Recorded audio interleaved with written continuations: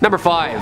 Uluru Rock. If you're heading down under for vacation this year, well, there's a certain object that remains very cursed there that people don't really recommend you tamper with. And it's huge. Uluru Rock. Yeah, this massive sandstone monolith in Australia was discovered on paper in 1873 by surveyor William Goss. He named the landmark Ayers Rock in honor of the then Chief Secretary of South Australia, Sir Henry Ayers. Known as such, of course, until 1993 when it was officially renamed to Uluru, honoring the title originally given to the Anangu First Nations peoples, to whom the site is sacred and, more importantly, home. This thing is strange. First off, this place is highly sacred, stumbled upon by the First Nations people of the northern Aussie area for who knows how long. This site has been known over the eons to have strange powers though, i.e. any tampering, stealing, defacing, or slandering the megalith is a sure way to test your luck against, well, the universe. This place shouldn't be messed with. One man stole a chunk of rock from the monument and experienced so much bad luck that he actually drove 3,000 kilometers to return it in person,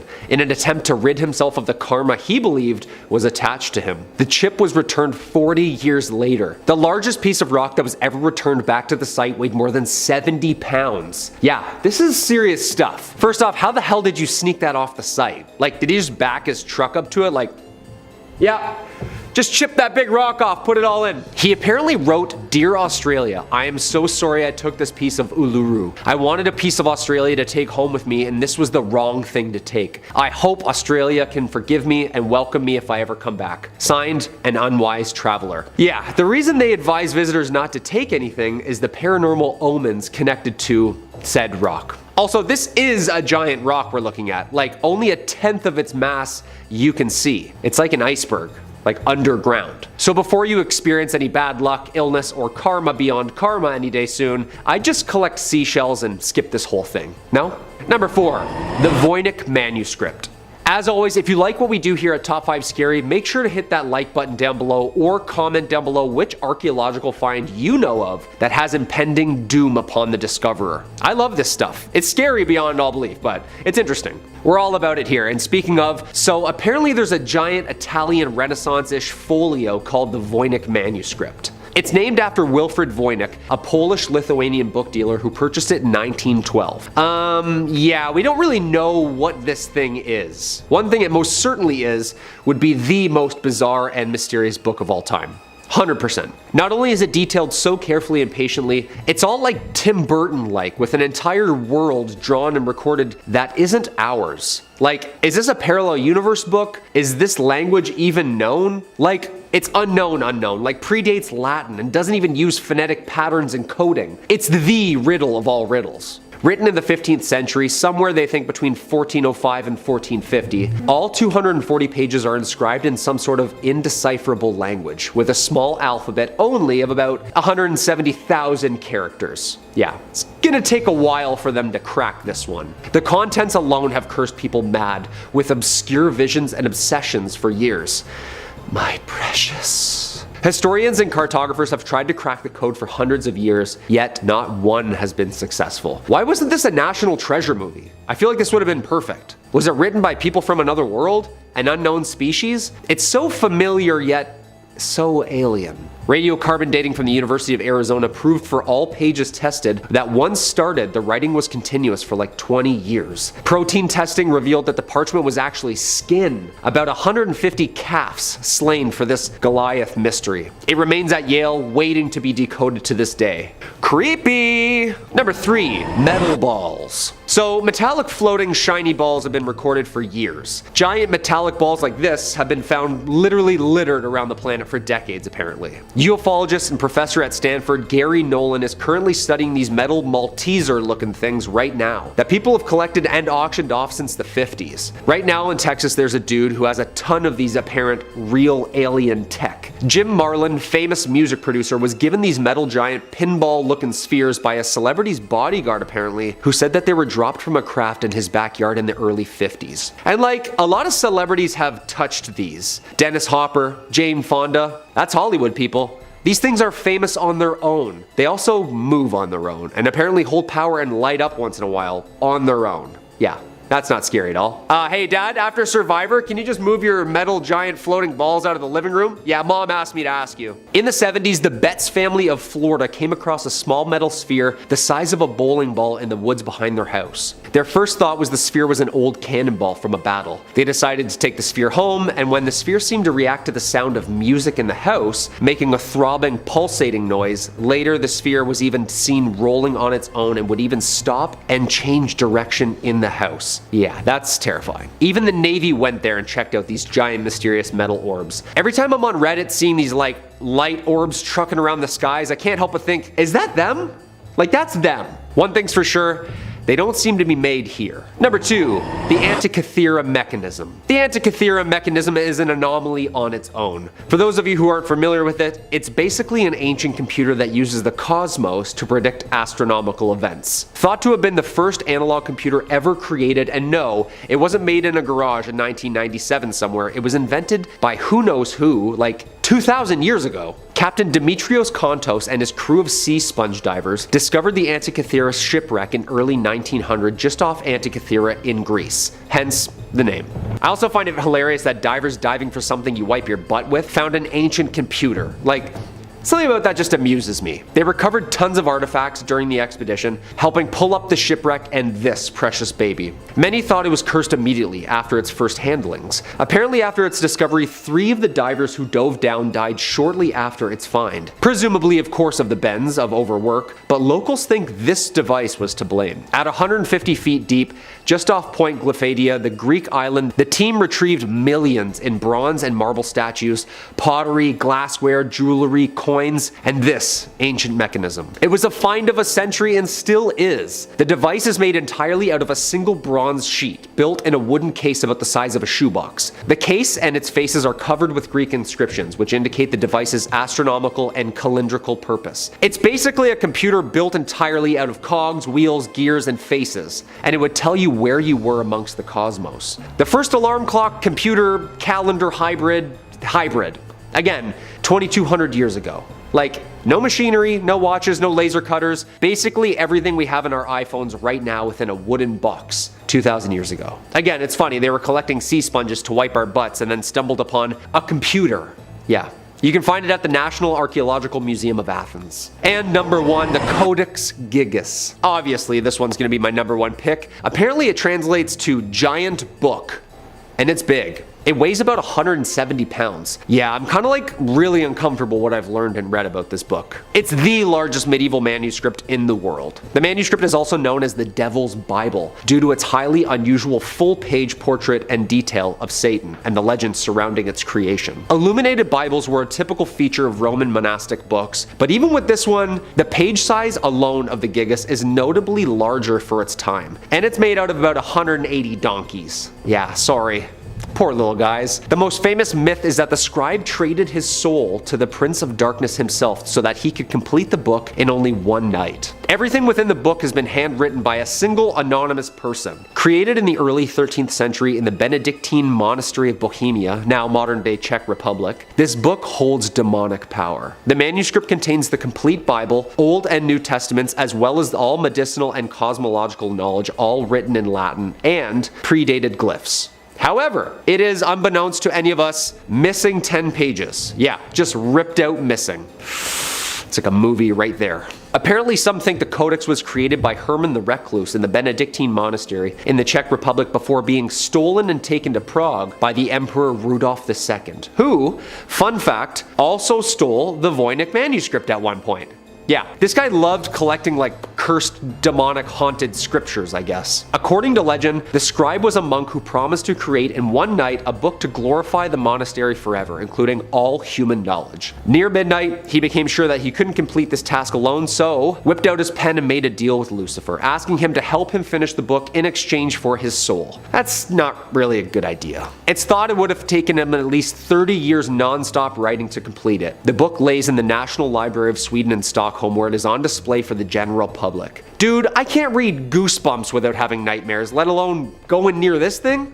Nah, I'm good. Number 5. The family jewels. Some things get passed on generation to generation. Some are begged, some are borrowed, and some are stolen. Our first cursed item has made its way across so many seas at the price of many lives. At a whopping 186 carats, the Koh-i-Noor diamond may look precious beyond all belief, but this cursed gemstone has a much darker, unbelievable side too. The name derives from the Persian Hindi words mountain of light. Many theories exist as to its original owner and who was originally cut for. A Hindu description of the diamond warns that, quote, "He who owns this diamond will own the world, but will also know all of its misfortunes. Only God or women can wear it with impunity." Well, that's jarring, to say the least. Right there in writing, huh? Yeah. It passed between the hands of various rulers, blood-soaked era after another. A king who blinded his own son and a ruler whose head had become encrusted with liquid molten gold was paid for this price. Legend has it that the stone's origins of causing death and misfortune to any male who owns or wears it stems from brothers murdering each other to even sons murdering their fathers over it. But does it actually carry a curse affecting men who wear it? First owned by the emperors of the Mughal Empire in India, it was taken and added with the Timur ruby to make an armband for ruler of the Peacock Empire. The diamond then went to Sikh Maharaja Ranjit Singh. After his death, his 5-year-old son Duleep Singh, the last Maharaja of the Sikh Empire, would be the last male who ever seemed to wear it. Since being owned by the British royal family, and oddly enough, it's only ever been worn by females. After Queen Victoria's death, Queen Alexandra got it and was used to crown her at her coronation in 1902. The diamond was then transferred to Queen Mary's crown in 1911 and finally to the Queen Mother's crown in 1937, where it remained for more than 80 years. When Queen Elizabeth died in 2002, the crown was placed on top of her casket for the funeral. All of the crowns are now on display in the Jewel House at the Tower of London, with crystal replicas of the diamonds set in the older models they were in. So what's the deal? Is this thing still cursed? Did the royal family know something that we didn't? Maybe. Number 4. The statues of Lemb. The Women of Lemb statue was discovered in Lemb, Cyprus in 1878 and dates back to about 3500 BCE. The statue eventually earned the nickname the Goddess of Death after 4 different families experienced tragedy while handling and owning the carved stones. The first owner, Lord Elfont, along with his entire family, perished within 6 years of owning the statue, all from mysterious and rapid illnesses. The other 2 owners, Ivor Minucci and Lord Thompson Noel, also died along with their entire families just a few short years after obtaining the statue within their homes. The 4th owner, Sir Alan Beaverbrook, died alongside his wife and 2 daughters of mysterious causes while in possession of the carved rock. Although his sons did not believe in the curse attached to the statue, out of fear of the sudden misfortunes around them, they decided to gift the Royal Scottish Museum in Edinburgh the find, where it is now encased in glass, safe, unable to bear any other family bad news. You gotta think, someone was just like sitting there back then chiseling this rock like 6,000 years ago. What were they thinking? What were they saying out loud? What were they looking at? Why did they seem to have blessed this rock with so much evil and misfortune? You tell me. Number 3, the mummy. Not actually a mummy, but the mummy board, or coffin, or lid. The board is painted of an unknown high-status woman from the 21st or 22nd dynasty. Timescale for you, that's about 1,000 years BCE. The British Museum's unlucky mummy has earned quite the reputation for causing destruction through its ancient curse. The mummy was found at Thebes in Greece in the late 1800s, and tales of its curse started soon after its discovery. It's said that of the 4 young Englishmen who bought it, 2 died in a shooting accident and 2 died of health problems. A string of illnesses, accidents, and deaths following this are said to be attributed to the lid. One of the most infamous rumors about the mummy's curse is that it caused the sinking of the Titanic. Wait a minute, what? One of the victims on board was a journalist who apparently was the first to publish articles about the mummy's find and the curse that went with it. Survivors from the disaster recall hearing stories about the ship of an ominous artifact that has a sinister reputation. As the mummy stories and the rumors spread, people who survived began to ask the question if the rumors had caused the disaster that night. The unlucky mummy is now an ancient Egyptian artifact in the collection of the British Museum in London. The identity of the original owner is still being studied and the related causes brought on by it. Due to the brief hieroglyphic inscriptions of short religious phrases, scientists are still trying to decipher the name and the curse that comes along with it, and the actual location of where the body disappeared to. It's been feared since the discovery in the late 1880s, and the mummy's lid has acquired a reputation credited with causing death, injury, and large-scale disasters, earning the nickname the unlucky mummy. None of these stories have any basis in fact, of course, but the mummy serves as a spiritual question mark and remains a mystery to scientists who cracked the code open. Yo, where's Brendan Fraser when you need him, right? He can figure this whole thing out. Number 2, the haunted bed. Apparently there's a bed that makes you more dizzy and have more sinister evil visions than that of a night on a waterbed. Yeah, I've had a couple hungover nights lost at sea, let me tell you. Gets pretty choppy out there. Highly don't recommend it. But this bed, I also highly don't recommend. The lavishly ornate great bed of ware does not like you sleeping in it. The hardwood oak bed is richly decorated and carved with figures and scenes you could daydream for, well, days over. It's so large that it's rumored to comfortably sleep 4 couples. Yeah. Talk about a California king. There's a tale that suggests that the bed was made in the 15th century for King Edward IV by a very gifted carpenter, but through the years found itself being passed between the inns of ware where commoners were able to sleep in it, break the legs, and apparently cover it head to toe in graffiti. Yeah, the disrespect alone. The defacing got so bad that apparently the ghost of the maker haunts those who are not of royal blood. Basically not blessed by God to rule. It's so old and so haunted that apparently people who spend the night are woken up violently by specters watching them sleep. Apparently there are so many initials carved into the wood, images drawn on it, that it's hard to know who actually the bed was originally fitted for, and who actually cursed it. Some researchers believe that the curse surrounding the bed could have actually been carved into it with symbols and text that hexed the next user. Whatever its history, it's haunted.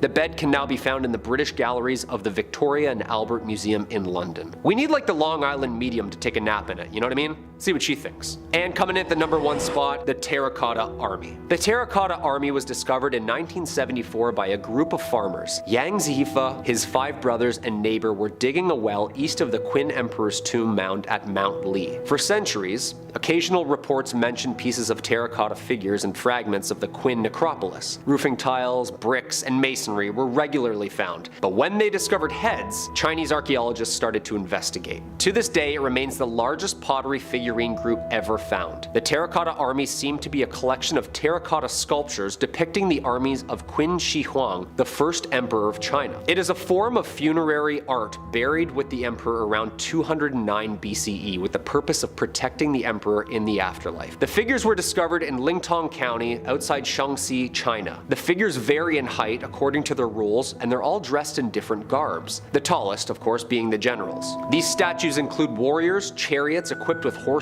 more than 8,000 soldiers, 130 chariots, 520 horses, and 150 cavalry. Other terracotta non-military figures were found in pits close by, including officials, acrobats, strongmen, and musicians. Yo, are we sure that Medusa didn't just like make her way through China and start stoning people in time with her looks? Because that's like an entire city made out of clay. In the records of the Grand Historian, China's 24 dynastic histories, it was written that work on the mausoleum began in 246 BCE, soon after Emperor Qin ascended the throne. Apparently the project involved 700,000 workers. Yeah, I'd really hope so, because that many perfectly sculpted figures are so realistic, there must have been a city of artists. The site is now a UNESCO World Heritage Site and has been since 1987. This is scary just looking at it. I'm not convinced this was just an art project for the journey between spirit realms. I think this was used as a decoy for battle. 20,000 figurines just chillin' waiting? Seems pretty intimidating to me. Whatever its origins, it's jarring to look at. What do you think? Number 5. The Ring of Silvianus. The Vine Ring, aka the Ring of Silvianus, is a gold ring dating back to the 4th century AD. The ring was discovered in the fields of a farm in 1785 in Hampshire, England. Originally the property of a British Roman named Silvianus, apparently it was stolen by a person named Senicianus, upon which Silvianus hexed the ring with a curse. That's right. In 1888, the owner of the property wrote about the ring in a history of his property, which is now a National Trust property. The ring went on display there in April 2013, where it's been ever since. Oddly, in 1929, during excavations of the site of the Roman Temple of Nodens at Lydney Park, archaeologist Sir Mortimer Wheeler discovered the now apparent curse that goes with said ring. Consulting shortly after with one J.R.R. Tolkien. That's interesting. The ring is apparently much larger than most rings as well and was perhaps made to be worn over gloves. The band of the ring has 10 edges. Among it is the goddess Venus engraved, along with the saying, "Live in God." Yeah, that's pretty awesome. The lore goes, while at the temple, Silvianus' gold ring vanished. Believing the thief to be an individual named Senicianus, Silvianus demanded supernatural justice. And at the Temple of Nodens, crafted and carved a hexed tablet known as the Curse Tablet, or Defixio. On the tablet, he wrote, quote, "For the god Nodens, Silvianus has lost a ring and has donated 1/2 of its worth to Nodens. Among those named Senicianus, permit no good health until it is returned to the Temple of Nodens." Yeah, that sounds like a spell to me. You better return that, buddy. Nodens is like Poseidon. Yeah, that's not good if he's out there looking for you. Number 4.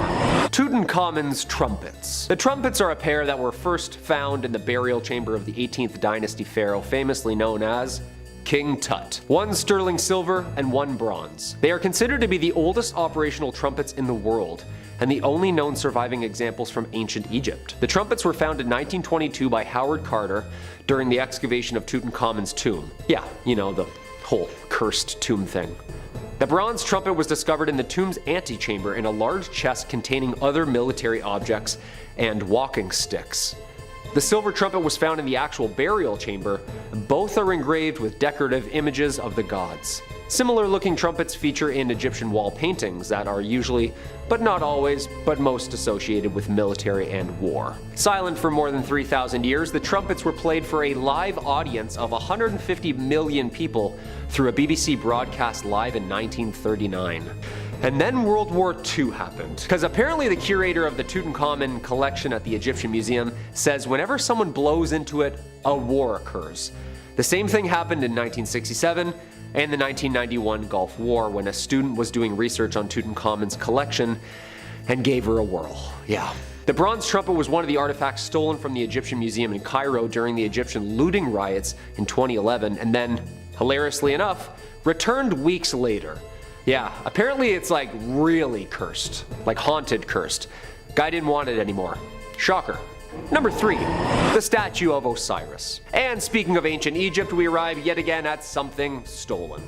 The statue of Osiris. In 1971, during an excavation in Saqqara, Egyptologist Walter Bryan Emery found a small statue of the Egyptian god of death, Osiris. He and his assistant returned to the dig site's office in a nearby village as Emery took the statue of Osiris with him. Once at his house, Emery went to the bathroom to shower, and after moments, his assistant began to hear Emery screaming. He found him clutching the sink, clearly experiencing some kind of trauma. His assistant said that Emery stood there paralyzed. "I grabbed him by the shoulders and dragged him onto the couch. Then I ran for the telephone." Emery was diagnosed with paralysis of the right side of his body and was unable to speak. He actually died the following day. Talk about curse of the pharaohs. It's been said that there was a possession of a Canadian woman who believed her home had also become haunted by said statue. The woman gave it to the Ontario Museum, which returned it home to Egypt. Have we seen this video of said statue moving on its own? Like, this is from a Manchester museum, and this thing is just moving on its own all day. Yeah, this god's pretty powerful, and this stuff needs to be respected, you know? And returned. Like, you can't just steal stuff and throw it up in a museum overseas. Especially the stuff that clearly says in hieroglyphics, "Do not remove this, you will be cursed." We're uncovering more and more buried Egypt every day. Just please be respectful and leave the stuff alone after discovering and documenting it. And whatever you do, don't play any more instruments, okay? Number 2. Ballista balls. Almost 2,000 stones were found during archaeological excavations in the Gamla Natural Reserve, of which the ancient Jewish city of Golan Heights used to sit. This is the site where the largest number of ballista stones from the early Roman period were found. Basically, these little sanded stones are perfectly smooth and perfectly designed for ancient machine gun slingshots. Oh yeah, and of course, by sling or hand. In 2020, a ballista ball in Israel was returned to the authorities 15 years after it was stolen. Apparently the balls were very cursed. Why was this particular ballista stone considered to be so cursed? Who knows? The artifact has been returned by an anonymous person under the name Moshe Manis. According to Moshe, the thief who stole the ballista stone stole it in 2005 when they were a teenager. Yeah. Oh yeah, it's definitely not me. No, it's a friend of mine. Yeah, no, definitely not me. Him and his friends were touring a display of ballista stones at the Jerusalem Walls National Park in the city of David. These ballista stones were used by the Romans when they were fighting in Jerusalem in 70 AD as part of the First Jewish-Roman War, known also as the Great Jewish Revolt. The man returned the 2,000-year-old Roman ballista balls from Gamla and actually wrote a little note on it saying, quote, "These are 2 Roman ballista balls from Gamla, from a residential quarter of the foot of the summit. I stole them in July 1995, and since then, they have brought me nothing but trouble. Please do not steal antiques. You said it, buddy. Those stones have seen their fair share of bloodshed. You don't want any part of that smoke. And coming in at number 1, the Wailing Skull. Our number 1 spot, of course, the one that scares me the most. Skull banshees screaming throughout the middle of the night. Oh yeah, just screeching ghost heads. You know this is a thing, right? Like way more common than we think. Like they're like everywhere. Burton Agnes Hall is in East Yorkshire, was built in 1598 during the reign of Elizabeth I by 3 sisters of the Griffith family. The youngest sister, Anne, was apparently attacked. They beat her after she apparently refused to give them her belongings. Locals heard her cries and came to her rescue and returned her home, though sadly perishing 5 days later. On her deathbed, she requested that the head be placed within the walls of the unfinished manor. The family ignored her request, and after she was buried and the house's construction was complete, the sisters began to hear sinister noises throughout the empty house. Well, screams, actually. The sisters returned to their family's vault to fulfill the past sister's request, and when they opened the tomb, the body was completely intact except for the now smiling skull across the room from the body. Okay, the head was taken back to the Burton Agnes Hall, and miraculously, the noises and disturbances stopped. It's like she asked to be there or something. The noises would only happen again when later residents tried to remove the skull from the premises. Yeah, I'd put that back immediately. Don't mess with people's scary like this, you know? The skull was later cemented in the walls for safety.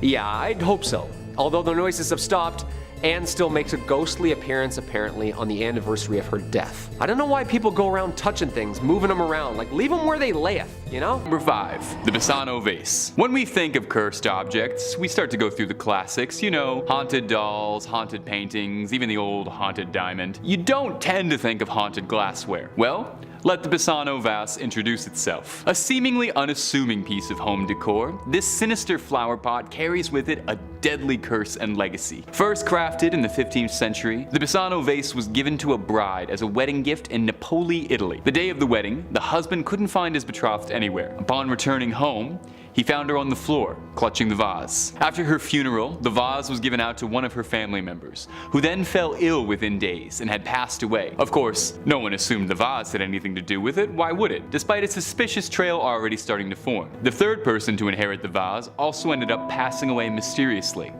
Well, after the third mysterious death in months, the family contacted a local priest for advice on their situation, and he gave them some reasonable advice. Bury it on hallowed grounds, where no one would find it again. It lay dormant until it was dug up in 1988 by an amateur antique hunter, who sold the vase off quickly, restarting the treacherous cycle where it traveled once again, ending lives mysteriously and ruining an otherwise nicely decorated living room. After its revival, it was brought to the attention of local police. They tried to pass it off to museums or cultural sites, but understandably, no one wanted anything to do with the wretched pot. So with nowhere else to turn, legend goes that the police returned it where it had once been found, buried deep beneath hallowed ground. Hopefully a little bit deeper this time, maybe in a lockbox with 3 padlocks and throw away the keys into the ocean. You know, just to be safe. Are you enjoying yourself, my little ghouls and goblins? Click the subscribe button down below for daily frights from Top 5 Scary. Number 4. The Iceman. The Iceman cometh for us all. In 1991, on the peak of the Ozzol Alps in Italy, a pair of mountaineering tourists came across what they thought was a deceased hiker, which in a grandiose sense was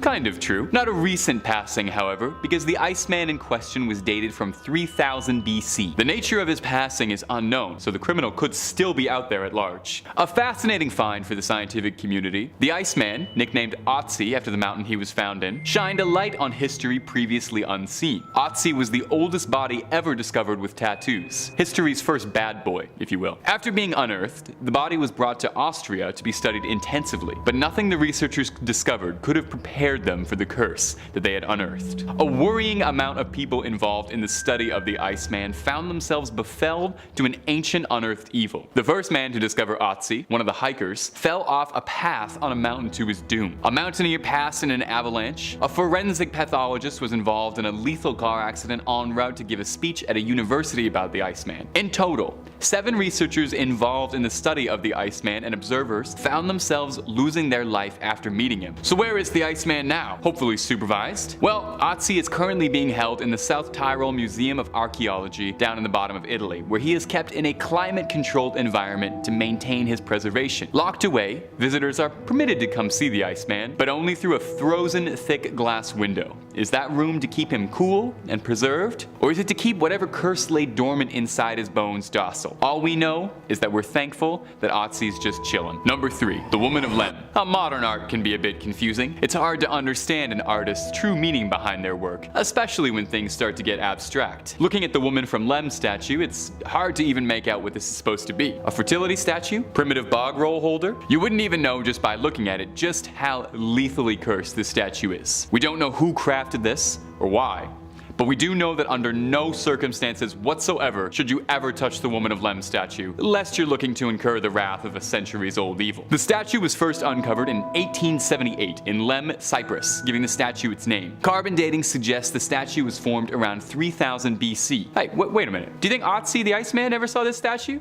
You think maybe it's the same curse? Was life just significantly more cursed back then? Now back on hand to the topic. Once the statue was found, it began to wreak havoc almost immediately. Legend says 4 families are purported to have lost someone after touching the statue. The first owner, one Lord Elfont, a lord during Cyprus's time as a colony, lost 7 members of his family after acquiring the statue. Sometime afterwards, the next lord to acquire it, Ivor Minucci, obtained the statue and lost his entire family in the span of 4 years. The next victim, one Lord Thompson Knoll, just like the others, his family passed away within 4 years. The stories say that eventually, his remaining surviving sons, understanding that they had a responsibility to rid themselves of this generational evil, gave the statue off to the Royal Scottish Museum in Edinburgh for safekeeping, or maybe just to pass the curse along like a vicious cycle of regifting. Within a year, the museum curator passed away mysteriously. Right now, it's still kept there, locked away behind a glass box, never to be touched again by human hands. Let's try and keep it that way. Number 2. The Hope Diamond. Now the Hope Diamond has shown up a few times on this channel before, and for good reason. It's considered one of the most haunted objects on the planet. The diamond was first uncovered in India, with reports claiming that the diamond was plucked from the eye of a statue of the goddess Sita, the goddess of beauty and devotion. Legend has it that the first person who ever stole the diamond was attacked by dogs shortly after taking it. From here, the diamond made its way through countless hands, never staying in one pair of hands for too long though. It's said to have been owned by King Louis XVI and Marie Antoinette, who as far as I know, never had anything too bad happen to them. You know, at least nothing worth losing your head over. That's a little history joke for you. Look up the French Revolution, or Assassin's Creed Unity. It's the same thing. Throughout the diamond's storied history, it's been said that just about every owner of the Hope Diamond suffered a horrific fate. 14 confirmed deaths and owners throughout history, and that's only the ones we know of, as there could be countless more. The jeweler who recut the stone into its current form, William Falls, died a ruined man in poverty and hardship after his son Hendrik stole the stone from his father, who would later be prompted to take his own life as repentance for his crime. After passing from owner to owner under grisly circumstances, it finally made its way to Harry Winston, an American jeweler who, possibly making the first smart choice of anyone on this list, thought it better to play with his odds, and donated the diamond to the Smithsonian Museum of Natural History in 1958, where it currently resides sealed away to this day. So what happened when it became museum property? Well, the curators of the Smithsonian were thrilled to receive it, and have said that they consider the gem a crown jewel of their diamond collection, and that in all the time it's been in their watch, no one has suffered any ill effects, and if anything, visitors have gone up. Maybe Indiana Jones was right. Maybe it belongs in a museum. Number 1. King Tut. Now, number 1 on our list might be a little bit esoteric. It's the curse of King Tutankhamun, so not quite an object, but worth noting. King Tutankhamun, or King Tut as his close friends like to call him, is arguably the most famous pharaoh of all time. Uncovering his tomb was a landmark moment in Egyptology and archaeology, with his tomb serving as something of a golden goose for archaeologist Howard Carter, who spearheaded the excavation attempts of King Tut's tomb. It took years upon years of concentrated efforts hunting for it, but in 1922, Howard Carter, under the commission of Lord Carnarvon, uncovered the late pharaoh's mighty tomb. Howard Carter, Lord Carnarvon, and their companion Evelyn Beauchamp, the daughter of Carnarvon, were the first people to ever step inside King Tutankhamun's resting place in centuries. Unfortunately, it wouldn't go so well for them. The first victim was Lord Carnarvon. Upon entering the tomb, he was bitten by a mosquito, and mere weeks later, the bite became deeply infected, poisoning his blood, leading to a loss of life. The author of Sherlock Holmes, Sir Arthur Conan Doyle, upon reading this story in the news, had theorized that there was a curse put in place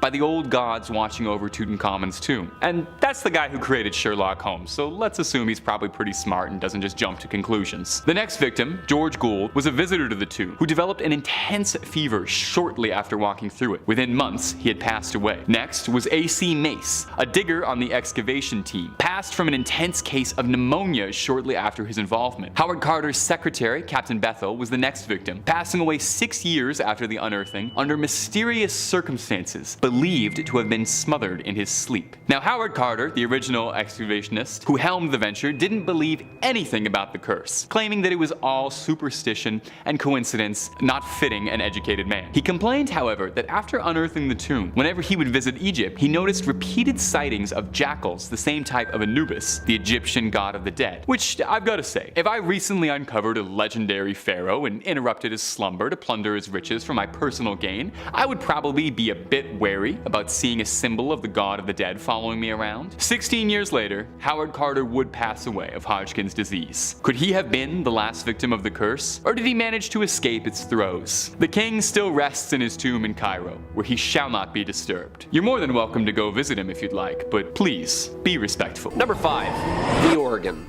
Music is the basis of like every good horror movie, isn't it? Music playing from the other room by itself? Yeah, that scares the shit out of me. When I forget my Bluetooth is on and I hear the music from the other room, my heart skips a beat. And there's some Shakespeare sonnets on there, you know, so it sounds like some dudes in the other room just talking to me in Old English. Well, there's actually an instrument that plays by itself, apparently, every night around 9 p.m.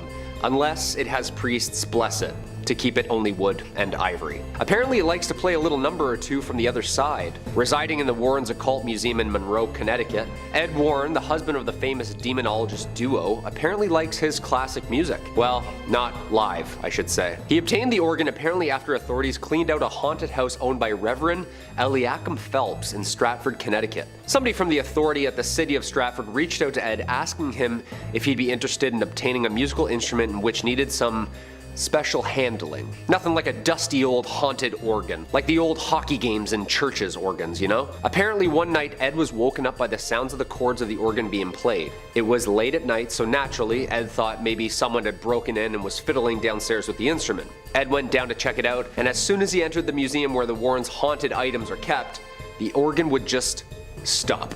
Yeah, creepy. And also annoying. Like, why do ghosts always do that? It's so like trickster of them, you know? This would happen over and over and over again. The organ finally stayed quiet semi-permanently when after the Warrens asked a priest to bless the organ on a regular basis. Apparently it needed to be continuously cleansed or else the mysterious pianist would start their eerie tune again. Yeah, organs have to be the scariest instrument on this planet. So Halloween-y sounding, you know what I mean? And so Dracula-ish. Toccata in D minor, just Number 4, the wedding dress. Your wedding day is supposed to be the happiest day of your life, isn't it? Dressed to the nines, till death do us part, cake smashed into your face, yada yada yada, and of course, that iconic wedding dress, you know? Yeah, it's tradition. So what's this wedding dress doing in the Warrens Occult Museum then? Well, the official story behind the white gown in the Occult Museum is that of the White Lady of Union Graveyard.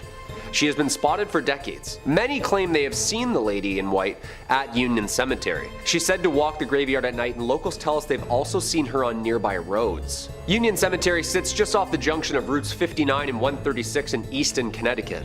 The legend goes, it's the home of a spiritual entity that allegedly walks the property. I can tell you that now for a fact that this place is haunted. It's one of the most haunted places around, said Lorraine Warren herself. Yeah, and she's seen some stuff in her time. One of the most infamous encounters is that late one night a man was driving down Stepney Road in his pickup truck just past Union Cemetery. Out of nowhere, a woman in a white dress appeared in the middle of the road. The man couldn't slow down in time and struck the woman head on. When the man screeched to the side of the road, there was no sight of the woman he had hit. Apparently this happens more often than you think on that road. Whoever she was, apparently the couple has her dress locked in the Museum of the Occult Finds and deems it spooky enough to leave it alone.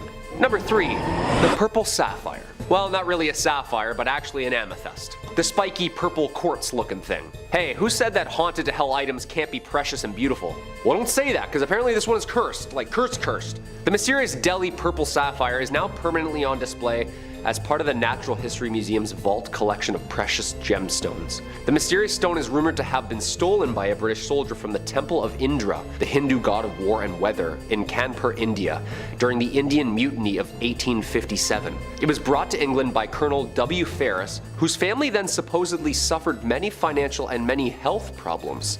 I love how financials first.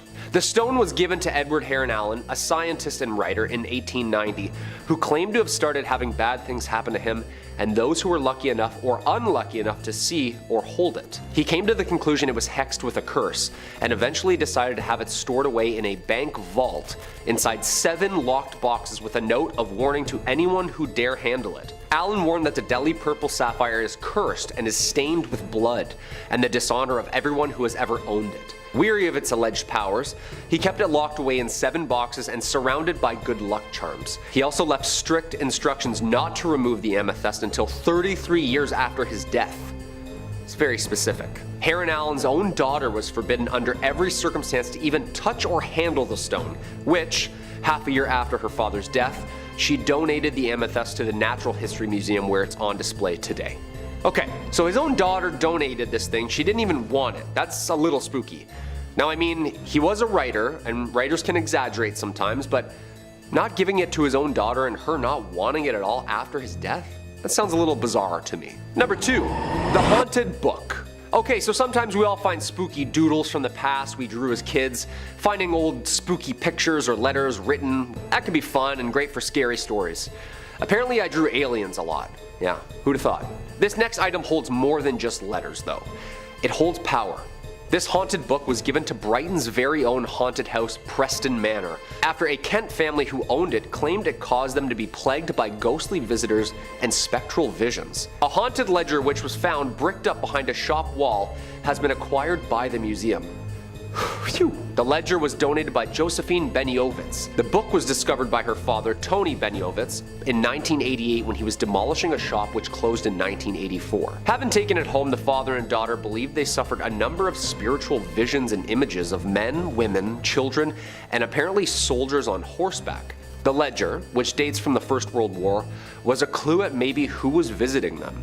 The daughter was told by one of the spirits that the book must be returned to Brighton, where its first entry was written, which was in December 1915. The terrified family delivered it to Preston Manor, which is known for its paranormal occurrences and spiritual events. A medium visiting the house inspected the book and confirmed that they could sense evil omens emanating from its pages. It remains locked up only to be viewed after cleansed. Yeah, I don't think I'm going anywhere near this thing. Yeah, all those old books are usually wrapped in like someone's skin or something evil. Yeah. No thanks. And coming at the number 1 spot, the Iceman. This definitely had to be my number 1 spot. And it's not my favorite UFC fighter, Chuck Liddell. But this is the most terrifying find of all. Not really much of an item either, but more like a 5,000-year-old frozen and perfectly preserved human mummy that was discovered in 1991 in the Ötztal Alps in Italy. Ötzi, of course, is the name researchers chose to name the mummy for obvious location reasons. This frozen mummy is of a man who believed to have lived 5,300 years ago. Ötzi is believed to have been apparently murdered before being frozen in its time. This is claimed after the discovery of an arrowhead found embedded in his left shoulder and various other wounds on his body. He also has multiple different DNA types on his clothes, suggesting he was in combat or in danger in his last moments. The nature of his life and the circumstances of his death need more investigation, but scientists believe he's Europe's oldest natural known human mummy, offering a very shiny new view of the Copper Age. A huge glacier surrounded him after he died of exposure and preserved his body in a mile-high ice cube. However, this is where it really gets spooky. Once unearthed, rumors of a curse surfaced too and grew stronger as people linked to him began to die, often in accidents or natural health problems. All in all, so far 7 deaths have been tied or loosely related to Ötzi's de-thawing, including forensic pathologist who was killed in a car accident en route to give a speech about Otzi the Iceman, a mountaineer who died in an avalanche, a hiker who discovered the Iceman on a hike with his wife and later perished after falling down a treacherous path. A molecular archaeologist was found dead in his home after he was finalizing a book about Otzi. The head of the forensic team died of a heart attack, another discoverer died of a brain tumor, and another researcher perished of multiple sclerosis. Yo, say what you will about curses if you believe them or not, when people start dropping all involved in this one find, there's gotta be some sort of otherworldly connection going on here. Whatever the case may be, this find is one of the most scientifically precious and also one of the most spiritually terrifying. Should we study this mummy some more and unearth more mysteries of the past, or should we risk the lives of those who study it? First spot is the Anguished Man painting, a painting that's been said to be haunted by the spirit of its former artist. The Anguished Man was painted by, we have no idea, actually. Fittingly, for something like this, its true origin is a mystery, but it's been said that it was painted with a mixture of the artist's own blood and paint, which explains that delightful crimson hue. The artist disappeared after painting it, and in 30 years, no one has been able to trace its origin to anyone. The earliest recorded history of the Anguished Man comes from a woman in North England who owned the painting after receiving it as a gift, and understood that there was something deeply, deeply wrong with it, but kept it anyway, I guess. After years of having it in her possession, she gave the relic off and passed it on to her grandson, Sean Robinson. Once the painting found its way into Sean's possession, he reported consistent hauntings from it, claiming that at night the painting can be heard screaming, writhing, loud noises, the painting falling off the wall in the middle of the night, and even going so far as to claim that he's seen the canvas itself twisting. Locking the painting in his basement, but feeling a compulsion to keep it locked to study it and possibly keep it safe from the outside world, Sean has recorded several videos of the Anguished Man in action if you feel like you've been getting too much sleep lately. While some skeptics might doubt that the Anguished Man is actually haunted, there is absolutely zero doubt that the painting itself is as fascinating as it is terrifying. Robert the Doll. At first glance already seems a bit unsettling, between his empty smile and the blank expression of the pet sitting on his lap. If only it ended there. Legend has it that this century-old doll is home to a malevolent spirit locked away. It's been said that misfortune comes to those who don't respect him or insult him. Robert's story begins over 100 years ago, and his true origin is somewhat disputed. It's agreed that he was owned by Robert Jean Otto, who received it as a boy, but some people claim that it was a gift from his grandfather, while locals prefer to claim nefariously that the doll was given to Robert by a servant of the house who hexed it out of resentment. Whatever the case, Robert brought trouble with him. The real Robert, or Jean as he went by, would refer to the doll as if it was a living entity, claiming that it had a will of its own. When things around the house would break, like the rest of Jean's toys being destroyed, he'd claim that Robert had done it. The family would find Jean in the middle of the night, wailing, surrounded by overturned furniture, claiming once again that Robert had done it. People would claim to see Robert out of the windows, appearing and disappearing at seemingly random times of day. While Jean no longer owns Robert, of course, Robert lives in the East Martello Museum in Florida, where it's said that even locked up he still causes havoc, causing electronics to malfunction and go haywire. Employees have reported sleepless nights, strange noises, streaks of bad luck after spending time around Robert. The museum claims too Robert gets 1 to 3 letters a day from people asking for forgiveness or asking him to place a curse on others. If you're ever in the area and you feel like checking in, just make sure you're respectful about it, okay? You never know. Number 3, the Delphi Sapphire. The Delphi Sapphire is a seemingly beautiful gem that carries with it a dark legacy. It's also known as the Gem of Sorrow, named for the misfortune it brings upon all those who've owned it. Its first owner was a British cavalryman named Colonel Ferris, who stole the gem from a sacred temple in India in the 18th century. Soon after returning to England, he was plagued with financial destitution, bringing his family to the brink of collapse. Shortly after this, his family all started to develop debilitating diseases. Ferris suspected that the gem was responsible for these wrongdoings, and attempted to pass it off to a family friend who fell gravely ill immediately after taking it in. Shortly after Ferris's friend passed, the gem was bought by Edward Heron Allen, a scientist who similarly experienced his life falling apart after acquiring the gem. In a desperate attempt to free himself of the curse, Edward threw the gem into Regent's Canal, thinking that he'd freed himself of the accursed stone. Sadly, much like the one true ring, this gem wasn't going to stay at the bottom of a river. It was fished out of the canal and quickly sold to a local jeweler, who recognized the stone as one he had mounted onto a ring for a client, one Edward Heron Allen. Thinking he was doing Edward a favor, the jeweler crafted a new ring and returned it to Edward. Isn't that nice? From there on, Edward swiftly tried to rid himself of it again, this time giving it off to a singer, who after a brief ownership, lost her voice entirely and never sang again. With the ring once again in his possession, Edward decided to end the vicious cycle of regifting and lock the sapphire away. He locked it in 7 stacked boxes surrounded by good luck charms, and gave it to his bank to store in their vault until his passing, never to be opened, never to be sold. Heron even advised the bank that after his passing, it should be kept for another 33 years, just in case there was any residual curse smell in the box, I guess. Anyway, eventually, the sapphire found its way to a museum, as these things always do, who upon opening the 7 boxes found inside a letter reading, "This sapphire is accursed, and stained with the blood and dishonor of everyone who has ever owned it. Whoever opens this box, do with it what you wish. My advice, however, is to throw it into the sea." Number 2.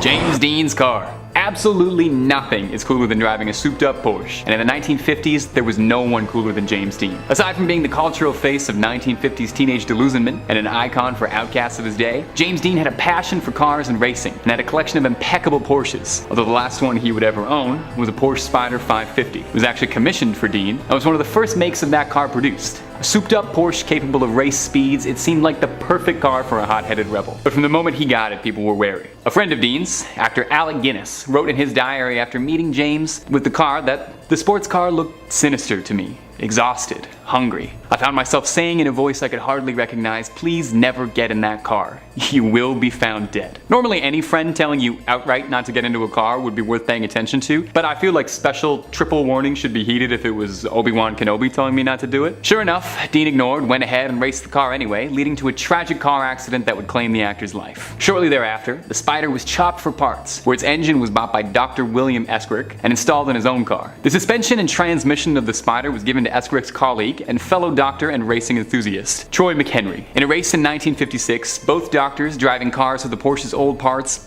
both crashed, leading to the death of McHenry and injuring Eskrick. Somehow, not learning any lessons, the self-proclaimed king of customs, George Barris, purchased the mangled wreck of the 550, hoping to rebuild it as a tourist attraction, where it was sold to the National Safety Council as a harrowing display of road safety. In 1959, while in storage, the car spontaneously caught flame. The tires were sold to a private buyer who had them burst on the road, causing them to careen off. And finally, in 1960, while in transit from Miami, the car disappeared entirely. The whereabouts of the car and its pieces are currently unknown, with the only confirmed part left being a transaxle that was found in Massachusetts. And finally, at our number 1 spot, the Devil's Rocking Chair. When we think of a devil sitting atop a throne, our mind isn't likely to conjure up the image of a rocking chair. That's more for kindly old grandparents. But for the Glatzel family, it was all too real. Seemingly an unassuming piece of leisure furniture, this twisted piece of haunted mahogany became the focus of one of America's most notorious exorcisms. In the early 1980s, the young son of the Glatzel family, David Glatzel, claimed that he was being plagued by nightmares of a creature with jagged teeth, twisted horns, and hooves. And the family was worried, as the boy wasn't really the kind to make things up. The boy insisted that he would see this beast sitting in the chair, rocking, watching him, laughing, threatening to steal his soul away. You know,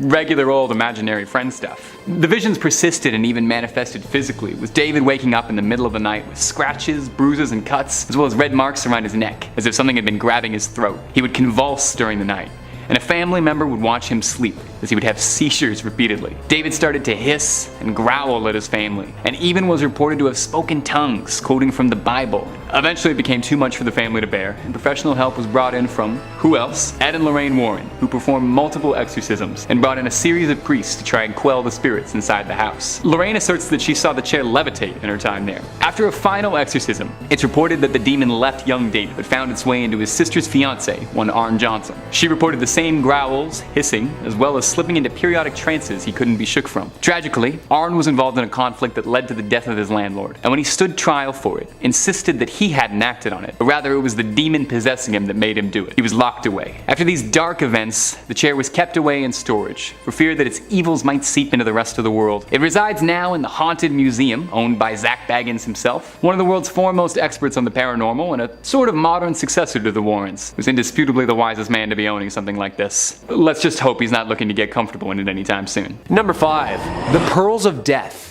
We know the Warrens. If that name doesn't sound familiar, check out some of the other vids on who they were on this channel. They were a pretty spooky duo. They've seen some nightmarish stuff in their time, and still have some proof of the evil that they vanquished. Their son-in-law still runs the official occult museum website and museum out of Monroe, Connecticut. Now, if you've seen Annabelle Comes Home, this first item on the list should ring a bell. The character Daniela in the movie tries to communicate to a loved one beyond the grave. Never a good idea, unless you're with the Long Island medium, you know? Stick with the professionals. In order to do do that, however, she puts on the museum's mourning bracelet. Yeah, that's not really a good idea there, Daniela. Now, there isn't really a mourning bracelet in the real occult museum, but there is such a thing as the Pearls of Death. And as of now, the Pearls of Death still have yet to appear in the Conjuring franchise. But they're notoriously one of the most dangerous items in the Warrens Museum, says their son-in-law, and very, very real. Beautiful accessory, I should add, but a very haunted and spirited set of pearls. They were added to the museum after a woman claimed that they were constantly strangling her. The Pearls of Death are said to strangle those who wear them. Now, I know what you're thinking. Get a bigger size, right? Well, it wasn't the wrong fit, per se, but like, choked aggressively. The story goes, the second that this poor woman put on these pearls, she literally needed people around her to even yank the pearls from its death grip around her neck. Yo, that is terrifying. Sometimes when I sleep with my chain on, I feel like I'm in a triangle choke in the UFC. But thankfully for us, the curls currently rest on the Warren shelves, where they'll hopefully stay for the foreseeable future. Tony Spera, the son-in-law of the Warrens and current owner-operator, says, it all goes way back with the cursed objects. Objects that someone put a curse onto. It could be a bracelet, a necklace, or any article that someone performed incantations and rituals over to put bad energy into, as someone or something famously did to the Annabelle doll. I feel like just talking about her, she's gonna show up. In the same way a priest can bless a holy relic, a satanic worshiper or black magic practitioner can curse a belonging, as seen with the Pearls of Death. Number 4, the werewolf paw. As always, if you dig what we do here on Top 5 Scary, hit that like button or feel free to leave us a comment down below. Let us know which James Wan Warren story is your favorite. I mean, nothing beats the David's exorcism scene in The Conjuring 3. Yeah, spoiler alert, it's uncomfortable to watch. Some of you will get it. Scariest thing I've ever seen in my life, I swear to God. However, in Annabelle Comes Home, we see another terrifying object just chilling on the shelf. A werewolf claw. Later in the movie, we even see a real werewolf demon thing outside the Warrens' house. And of course, according to Tony Spera, the werewolf paw is a nod to the real 1980s werewolf case that took the Warrens all the way to London, England. A true story of demonic possession, and not just normal demonic possession. That's a weird sentence to say out loud. But we know about this case. Apparently, they watched a television program, Sightings, and police officers and locals got interviewed about their encounters with a real local werewolf, the infamous Bill Ramsey. They said his abilities to take on men twice his size with ease as he would rampage through the city, blacking out. Lorraine felt a connection to him, and after traveling to London, she found Bill. According to Lorraine, he was possessed by an evil wolf spirit and needed a full-blown exorcism. The exorcism was a success on American soil, and Bill was able to return home, ready to start the rest of his non-lycanthropic days. He wouldn't grow hair or change at a full moon, but